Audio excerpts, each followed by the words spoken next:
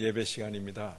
여기까지 나오신 모든 분들 위해 하나님의 크신 은혜가 있기를 진심으로 기원합니다. 5월은 가정이란 주제로 교회뿐만 아니라 모든 사회에서도 그렇게 생각합니다. 5월에 있는 주일들을 흔히들 첫째 주일 어린이 주일, 둘째는 어버이 주일 이렇게 표현하는데,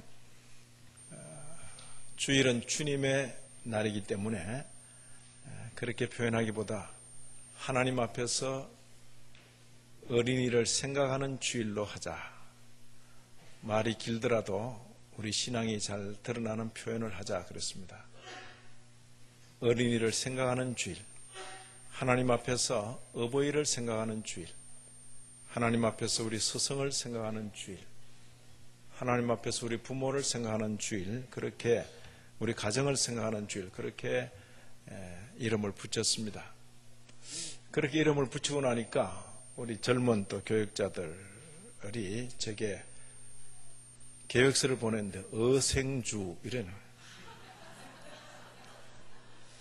저는 5월 첫 주 계획서를 받고 깜짝 놀라서 무슨 술인가 그래서 어생주라. 순간 깜짝 놀랐어요. 놀랐는데 보니까 어린이를 생각하는 주일을 추려가지고 그렇게 했어요. 어쨌든 주일과 관계해서 우리가 오늘은 우리의 자녀들을 생각한다는 것 대단히 귀하게 생각합니다. 또 2부 시간에도 자녀들 우리와 함께 예배를 드렸고, 이 시간에도 우리 자녀들이 곳곳에 우리와 함께 앉아 있습니다. 우리의 말씀 일기 본문은 시편입니다. 시편. 근데 마침 시편 17편에 오늘 우리 본문인데, 오늘 주제와 관계해서 생각하면서 교훈을 받을 그런 내용이 있습니다. 이런 구절도 이렇게 연결시키지 않으면 그냥 지나가는 구절이죠. 그런데 곰곰이 묵상하고 생각하면 이런 구절 속에 좋은 내용들이 숨어 있다, 그렇게 생각합니다. 오늘 본문을 보면 전 인류는 두 종류로 나누어지는구나, 그렇게 생각됩니다. 시편 17편 14절 15절을 보시면 그냥 느낌으로 이게 좋은 건지 안 좋은 건지 느낌으로 우선 확인을 하시기 바랍니다. 시편 17편은 다윗의 시입니다. 옛 성도 다윗의 시인데, 그 14절에 여호와여, 이 세상에 살아있는 동안 그들의 분깃을 받은 사람들에게서 주의 손으로 나를 구하소서. 나를 구하소서 한 것 보니까 이 세상에서 살아있는 동안 그들의 분깃을 받은 사람들, 이 사람들이 좋은 사람들 같아요? 안 좋은 사람들 같아요? 그죠? 그 표현으로 봐서는 우리가 분별하기 어려워요. 그러나 이 사람들에게서 주의 손으로 나를 구하소서 하는 거 보니까 지금 다윗과 이 사람들과의 관계가 대적 관계죠. 다윗이 하나님 앞에서 이 사람들의 손에서, 이 사람들에게서 주의 손으로 나를 구하소서. 여기 첫 번째, 이 세상에 살아있는 동안 그들의 분깃을 받은 사람들이 있고, 그의 대조해서 이 세상에 살아있는 동안 그들의 분깃을 받지 못하는 사람이 있는 거죠. 다른 말로 이 세상에 살면서 자기 몫을 다 챙기려는 사람이 있고, 이 세상에 살면서 자기 몫 챙기기는 포기하고 영원한 나라에 가서 내 몫을 받으련다, 그런 사람들이 있다는 거죠.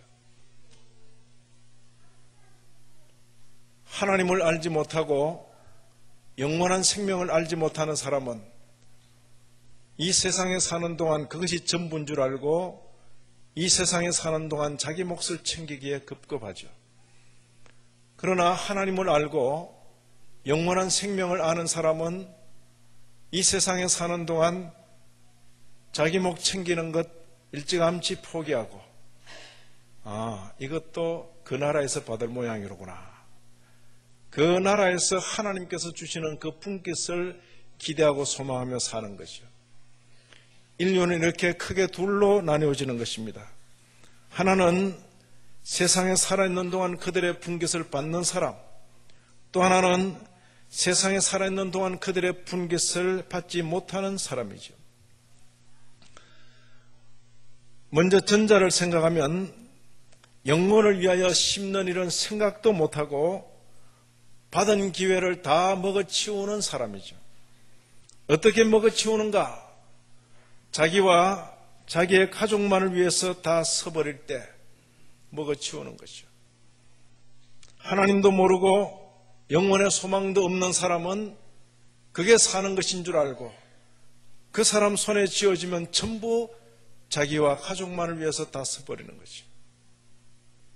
그것이 오늘 본문에는 이 세상에서 자기의 분깃을 받은 사람으로 묘사되는 것입니다.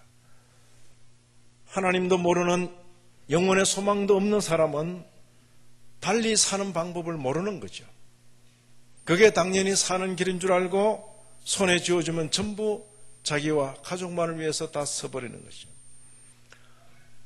그에 비해서 이 세상에 살지만은 자신의 분깃을 다 받지 못하는 사람들이 있죠.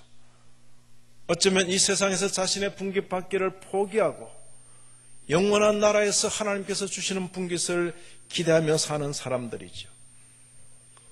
하나님께로부터 받은 기회에 최소한으로 먹고 최대한으로 심는 사람이죠. 성도도 먹어야 삽니다. 신앙생활 잘하는 사람도 먹어야 삽니다. 목사도 먹어야 삽니다. 제가 설교할 때는 이상하게 보지 않더니만 식당에 가서 밥 안 들고 왔다 갔다 하면 이상하게 봐요. 목사님 왜 식당에 오십니까? 자기만 먹나요? 나도 먹어야지. 전에는 선생님이나 목사님들은 식사도 안 하는 줄 알았어요. 물론 화장실도 안 가고. 그러나 요새는 그렇게 생각하는 사람들이 많지 않지요. 목사도 먹어야 합니다. 성도도 먹어야 합니다. 그러나 먹는 것은 최소한으로 먹고 심어야 할 기회에 부지런히 심는 그것이죠. 자기와 가족도 먹고 살아야죠. 그러나 자기와 가족을 위해서 쓰는 것도 최소한으로 쓰고 자신과 가족의 범위를 넘어서 하나님 앞에서 이 세상에 많은 사람들에게 관심을 가지고 쓰고 또 쓰는 사람이죠. 고린도후서 9장 10절에 이런 말씀이 있습니다. 심는 자에게 씨와 먹을 양식을 주시는 이가, 성도는 심는 사람이죠. 심는 사람에게 씨도 주시고 동시에 먹을 양식도 준다 그랬어요. 너희 심을 것을 주사 풍성하게 하시고 너희 의의 열매를 더하게 하실 것이다. 성도 일생은 심는 일생인 것입니다. 부지런히 심고 또 심어야 할 일생인 것입니다. 물어요. 목사님, 그럼 언제 거둡니까? 거두는 건 영원한 나라에서 거둬야죠. 어릴 때도 심고 젊어서도 심고 나이 들어 늙어서도 심고 이것도 심고 저것도 심고 부지런히 심는 거죠. 그래서 그 나라에 가서 거두라 이러면 사람이 일생도 너무 길어가지고 못 참는 것이, 못 견디는 것이. 그래서 하나님께서는 중간중간에 임시위로를 주셔. 임시위로. 그래, 그렇게 심으면 그렇게 거두는 거야. 조금 맛보게 하시는 거죠. 젊은 날 부지런히 심었는데 중년에 많은 것을 거두어들인 사람이 있습니다. 젊은 날 주님의 교회 가운데 충성하고 봉사했는데 중년을 넘기면서 하나님께서 그에게 많은 기회를 주신 것을 볼 수 있습니다. 너무 성급하게 그걸 거두었다고 말하지 마시기 바랍니다. 그건 역시 다시 심을 기회로 주시는 것이지. 참으로 거둘 것은 이 땅에 있지 않습니다. 우리 일생이 다 한 뒤에 그때 그 나라에서 받을 것이죠. 이것이 거둘 것이죠. 우리 주님께서는 말씀하시면서 기도하면서도 저희는 자기 상을 다 받았느니라. 사람들에게 보이려고 기도하는 것. 사람들에게 보이려고 금식하는 것, 사람들에게 보이려고 구제하는 것, 기도하고 이름 얻고 금식하고 이름 얻고 구제하고 이름 얻은 사람들, 저희는 자기 상을 이미 받았느니라. 이미 받은 상들이죠. 나를 위하여 너희를 욕하고 핍박하고 거짓으로 너희를 거스려 온갖 박해를 할 때 기뻐하고 즐거워하라. 하늘에서 너희의 상이 큼이라. 그 하늘이죠, 하늘. 하늘에서 너희의 상이 크다. 너희 보물을 하늘에 쌓아두라. 하늘이죠. 성경은 이처럼 두 종류의 인생을 말하는데 현실적으로는 또 한 종류의 사람들이 있는 것 같아요.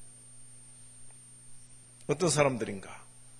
그 이름으로 봐서는, 소속으로 봐서는 당연히 성도로서 이 땅의 분깃을 포기하고 영원한 나라의 그 분깃을 기대하고 소망하며 살 자인데, 현실적으로는 마치 하나님도 모르는 사람, 영생도 모르는 사람처럼 그 사람들 뒤에 줄 서가지고 이 땅에서 다 받고 먹고 누리겠다는 그런 자세로 살아가는 수많은 이 땅의 그리스도인들이 그 셋째 분류의 사람들이죠.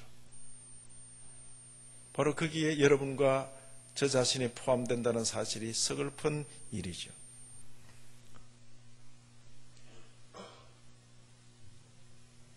인생의 종류가 다르면서 그들의 가치관도 다른 것이요. 이 땅에서 모든 분깃을, 자신의 몫을 다 챙기려는 사람들의 경우에 오늘 본문은 세 가지로 표현하고 있습니다. 14절 중반에 그들은 주의 재물로 배를 채우고, 그들은 자녀로 만족하고, 그들은 그들의 남은 산업을 그들의 어린아이들에게 물려주는 자니이다.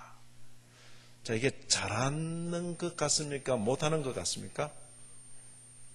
잘하는 걸로 기록된 것 같습니까? 못하는 걸로 기록된 것 같습니까?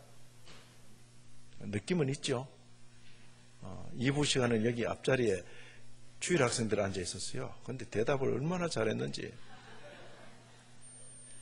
대답 잘못하면 곤란하죠. 예, 느낌은 어때요? 자, 주의 재물로 배를 채우고 자녀로 만족하고 그들의 남은 산업을 그들의 어린아이들에게 물려주는 자니입니다. 자니이다. 이게 잘하는 것 같아요? 못하는 것 같아요? 이게 문맥상. 이게 왜 잘 구분이 안 되는가? 우리가 그렇게 살고 있기 때문에 잘 구분이 안 돼요. 이게 그들의 가치관이죠. 주께서 주신 재물로 자신의 배를 채운다. 주께서 주신 재물은 기회입니다. 그 기회는 먹을 것도 있지만 심을 것도 있는 것입니다. 많은 경우에 먹을 것은 최소한의 것이고 심을 것이 많은 것입니다. 거의 대부분은 심어야 할 것입니다. 남들보다 기회를 더 가진 사람은 그만큼 더 심을 기회가 많은 것이죠. 여기 자신의 배를 채운다 이 말은 주님께로부터 받은 기회에 이게 심을 건지 먹을 건지 구분도 안 하고 다 먹어버리는 것이죠. 다.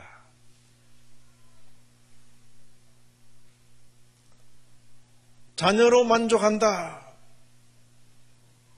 자녀가 전부이죠. 자녀가 소망이요 꿈이요 이상이죠. 자녀를 통하여 자신이 이루지 못한 많은 꿈을 실현하고자 하는 것이죠. 자녀가 맹목적인 우상이 되는 거죠. 자녀를 위하여 살고 자녀를 위하여 죽는 거죠.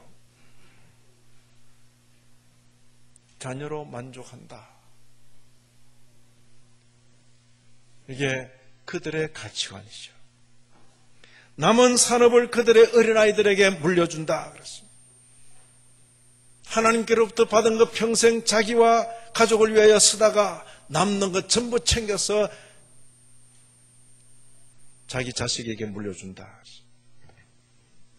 여기 굳이 어린아이들이라고 표현한 것은 재산을 제대로 관리할 능력도 되지 않는 그런 수준의 인생들, 그런 뜻입니다. 이러한 유산이야말로 헛된 유산이죠.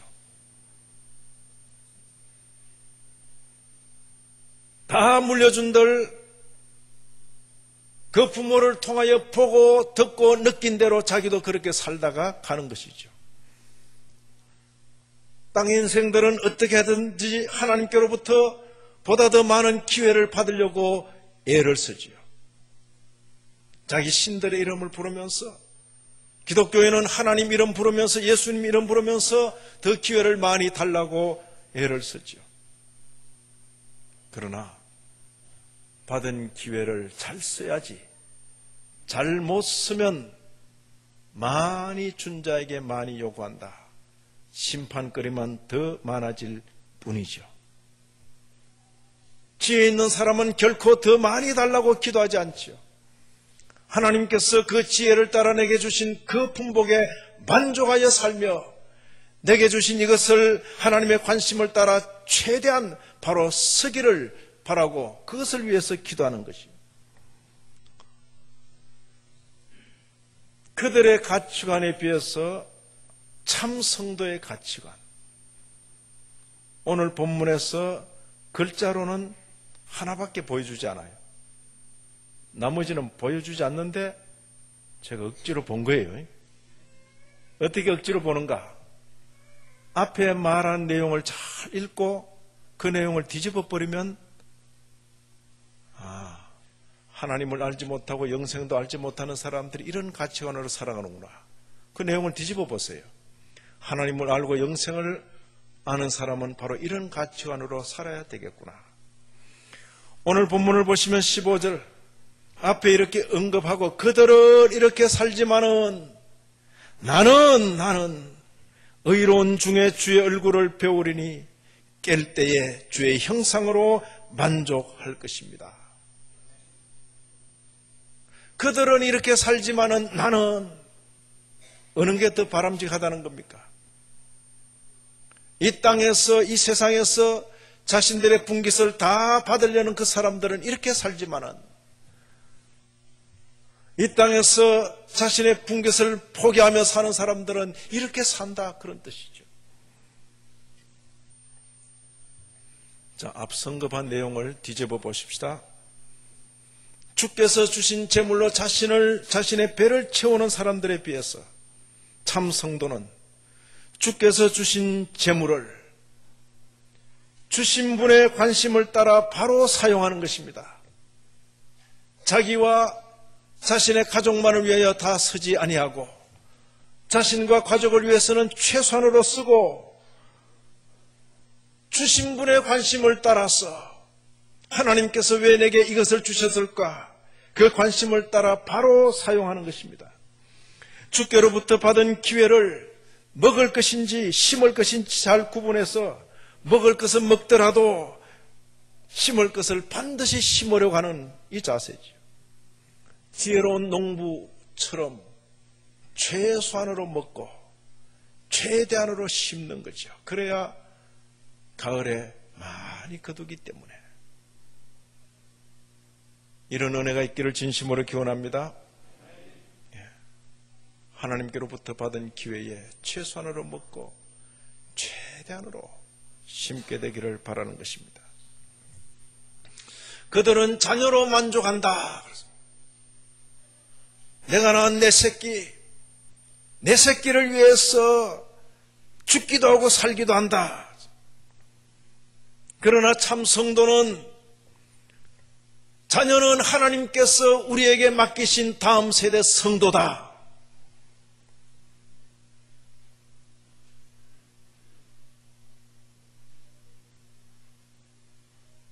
내가 낳았으니까 내 새끼가 아니라 우리 가정에 보내신 다음 세대 성도다. 우리가 이 땅에서 하나님 섬기는 일을 어느 정도 하고 이 땅을 떠나갈 때에 우리를 이어서 이 땅에서 하나님 섬기는 일을 계속할 그 사람들이 바로 우리 몸을 통해서 태어나는 자녀들이죠. 자녀들. 이 이치를 언제 알았는가? 저도 결혼해서 첫 아이를 갖고 생각하게 됐어요. 도대체 이게 뭔가? 제가 구남매 맏아들로 있을 동안은 한 번도 생각하지 않았죠. 부모님이 제 허락도 없이 동생들을 낳을 때도 한 번도 저 일을 걸지 않았어요. 그냥 낳는 줄 알았어요. 동생이 또 생기는구나 그런 생각이죠. 근데 결혼해서 제가 아이를 갖게 되었을 때 생각을 하게 되죠. 도대체 이 아이는 누군가?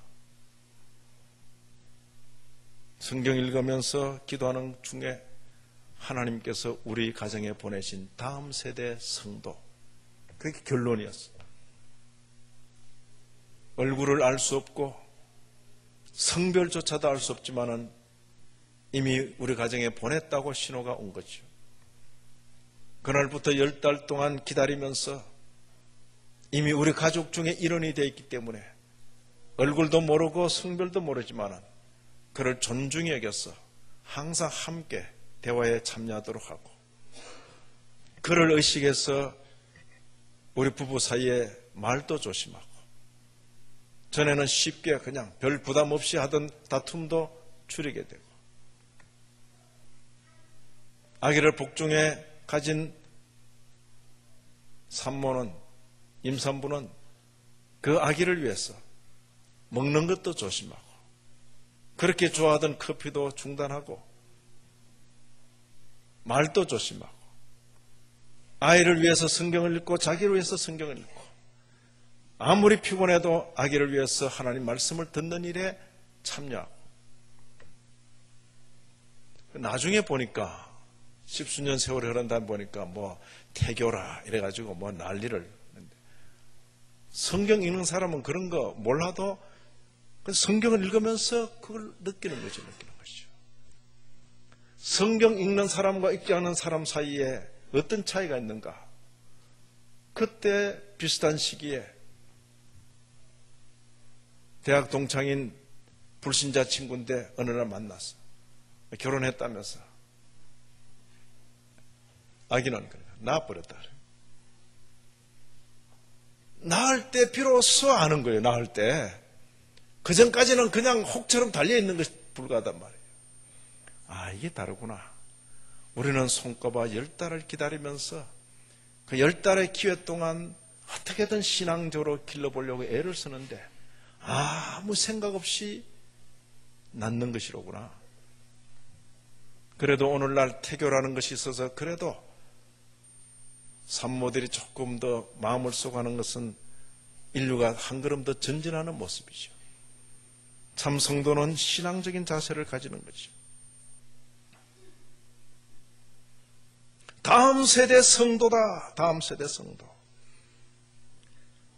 하나님을 기쁘시게 하고 사람들을 유익되게 하는 그런 삶을 살도록 하는 것이 중요하죠. 신앙 문제에 있어서는 양보 없이 자녀를 기르려고 하는 거죠. 지원다는 애가 뭐 알아요? 말도 겨우 하는데 독일말 절반, 한국말 절반. 야, 유치원 왜 가지?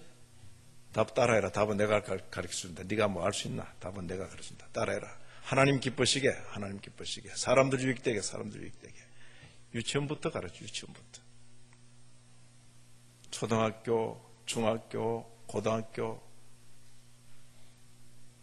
예? 고등학교 야자 시간에 하루 지내면서 잘 있었습니다. 잘 있습니다. 뭐 때문에 그렇게 열심히 공부하지? 하나님 기쁘시게, 사람들 유익되게. 그런데 아들 녀석이 상문고등학교 다녔는데 그 시간 부모님과 전화하는 시간 되면 친구들이 듣고 일제히 합창하듯이 하나님 기쁘시게, 사람들 유익되게 놀리는 거죠. 그러나 철없는 어린 시절부터 청년이 되어서까지 자기 입으로 내뱉은 그 말들, 지금은 그도 결혼해서 한 아들의 아버지가 되어 있고 지금 목사가 되어 있죠. 아마 유치원 어린 아들에게 그렇게 말할 거예요. 뭐 때문에 유치원 가니? 하나님 기쁘시게, 사람들 유익되게. 저를 가르친 부모님의 신앙정신, 제가 가르친 저의 신앙정신, 이런 정신이 이어져 가는 것이 신앙의 계대지요. 신앙의 계대. 인생 성공의 잣대가 얼마나 돈을 많이 버느냐에 있지 않습니다. 얼마나 하나님을 기쁘시게 하며 살았는가, 얼마나 많은 사람들에게 유익을 끼치며 살았는가, 거기에다가 인생 성공을 걸어야죠. 하나님도 모르고 영생도 모르는 이 세상의 사람들처럼 신앙인 부모들도 자녀를 길러서 돈 되는 대로 보내고 그것을 성공이다 출세다 여긴다면 기독교 신앙이 어디다 쓸 것입니까? 성경을 읽기 때문에, 살아계신 하나님을 믿기 때문에, 영원의 그 소망을 가지고 있기 때문에, 영원한 나라에서의 분깃을 생각하기 때문에 성공은 돈에 있지 않고 하나님 잘 섬기는 데 있다. 사람들을 참으로 유익되게 하는 데 있다. 이면에 은혜가 있기를 진심으로 기원합니다. 깰 때에 주의 형상으로 만족한다. 그들은 많은 재산을 가지고 어린 자식들에게라도 유산을 물려주는 것이 자랑이고 능력으로 여기지만은 나는 하나님 주시는 기회에 살고 다 살고 이 땅에서 아무런 유산을 후손들에게 남길 수 없을지라도 우리가 부활하는 그날에 주님의 형상으로 만족한다. 일생의 보람과 가치가 어디 있는가? 얼마나 많이 벌고 얼마나 많이 높아지고 얼마나 사람들로부터 호감과 대우를 받았는가? 얼마나 많은 유산을 남겼는가 있지 아니하고 주어진 기회에 부지런히 심고 또 심으면서 예수 그리스도의 형상을 덧입어가는 것. 목사로 살면서, 일반 성도로 살면서, 일반 직종에서 살면서 주의 형상을 덧입어가는 것이 중요하죠. 많은 것을 받아놓고도 주의 형상을 덧입는 일에 실패했으면 실패한 거예요. 많은 기회를 받지 못했더라도 그 기회 속에서 주의 형상을 많이 입었으면 그게 성공한 것이라 그 말이에요. 나는 여기 15절에 의로운 중에 주의 얼굴을 배우리니 깰 때에 주의 형상으로 만족하리이다. 이 은혜가 있기를 바랍니다. 이런 신앙 정신을 자녀에게 물려줄 때 이것이 참된 유산이죠.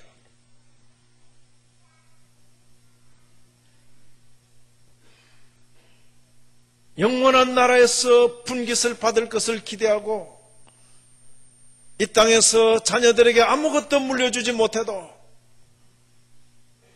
다음 세대 성도들에게 이런 신앙 정신을 물려줄 수 있으면 그것이 참된 유산이라는 거죠. 서로 다른 두 종류의 인생이 있음을 알게 되었습니다. 이 세상에 있는 동안 자신의 분깃을 다 받으려는 사람과 일찌감치 그것 포기하고 영원을 바라보면서 일하고 또 일하고 심고 또 심는 사람들, 서로 길이 다르고 보람과 가치도 다르다는 것을 알게 되었습니다. 안타까운 것은 성도라 불리고 교회당을 출입하면서도 엉뚱한 길에 서서 엉뚱한 것을 소원하는 그런 일은 없어야 할 것입니다. 다음 세대 성도인 자녀를 맡아 기르면서 헛된 꿈을 꾸지 말고 주를 기쁘시게 하고 사람들을 유익되게 하는 그런 사람들로 길러내는데 최선을 다해야 할 것입니다. 이거요, 유치원에서야 뭐 그래도 하지만은 이제 스펙을 쌓아가야 되는 그때부터 아이들 관리할 때에 세상을 따라 너무 평가하지 마시기 바랍니다. 몇 점 맞았나 뭐 이게 중요한 게 아니죠. 신앙인 부모는 오늘도 학교에서 친구들을 어떻게 유익되게 했나? 오늘도 하루를 살면서 어떻게 하나님 기쁘시게 살았나? 30년도 전에 어린아이를 데리고 제가 그렇게 묻고 그렇게 답하니까 그때 저와 함께 있던 우리 청년부에 있던 청년 학생들이 그래요. 목사님, 아이를 이렇게 길러가지고 앞으로 세상에 어떻게 적응하겠습니까? 걱정이 되는 모양이에요. 걱정하지 마라. 다 알아서 큰다. 그냥 알아서 큰다. 다 알아서. 이 세상 가운데 하나님을 기쁘시게 살려는 사람이 없어서 그렇지.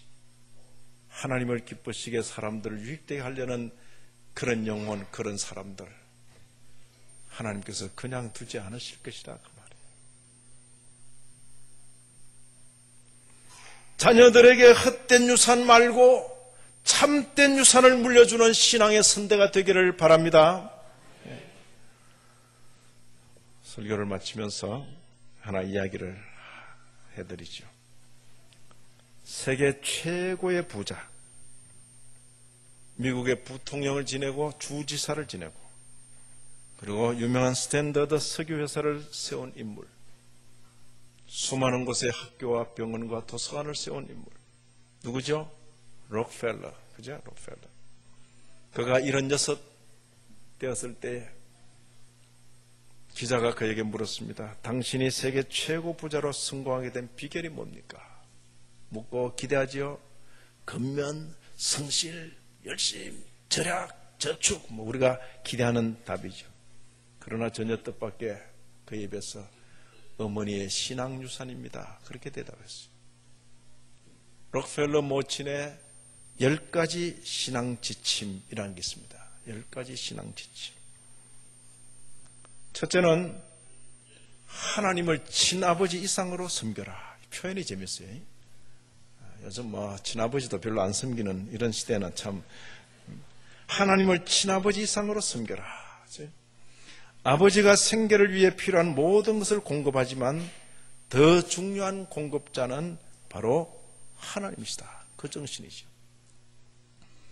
둘째는 저는 읽을 때 아주 기분이 좋았어요. 자, 목사님을 하나님 다음으로 섬겨라 그랬어요. 아멘이 돼요? 너무 아끼지 마세요. 목사님과 좋은 관계 속에서 하나님의 말씀을 듣고 따르는 것이 축복된 길이기 때문이다. 세 번째 여러분들이 읽으세요. 자, 큰 글자만 읽었어요. 노란 글자로 된 거. 그렇죠. 하나님의 자녀로서 교회에 충성해야 하며 가능한 주일 예배만큼은 본교회에 참석하여 예배드리는 것이 중요하기 때문이다. 네 번째는요. 재밌죠? 이 말은 11조는 하나님의 것이므로 먼저 구별한 후에 나머지를 가지고 필요하면 사용해야 함을 표현하는 말이죠. 11조. 다섯 번째, 다른 사람과 관계가 좋지 않으면 사람들이 거리를 두기 때문에 일의 장애 요소가 될 수 있다는 것이죠. 여섯 번째, 하루 시작하기 전에 그날 하루 일을 하나님께 맡기면서 하나님께서 함께 주실 것을 기대하고 기도하는 것이죠. 일곱 번째, 그렇죠. 하루를 지내면서 알게 모르게 짓는 죄, 또 죄 때문에 어려움을 당하고 고통을 당할 수 있기 때문에 그것을 가능한 한 틀 수 있도록 반성하고 기도하라 그랬습니다. 여덟 번째, 그렇죠? 첫날 첫 시간 출발하면서 하나님 말씀에 귀를 기울이는 것이죠. 아홉 번째, 그리고 도와준 일에 대해서 절대로 나팔을 불지 마라 그랬어요. 열 번째, 록펠러는 그 모친이 어릴 때 모친께서 예배 시간 한 3, 40분 전에 자기 손을 붙들고 예배당에 가서 제일 앞자리에, 그리고는 예배를 위해서 준비하고 기도해요. 록펠러는 늘 일찍 왔죠. 다음 주일부터는 앞자리가 경쟁이 치열한 자리가 되기를 바랍니다. 우리의 자녀들이 록펠러처럼 부자도 되고 훌륭한 인물이 되기를 소원은 하면서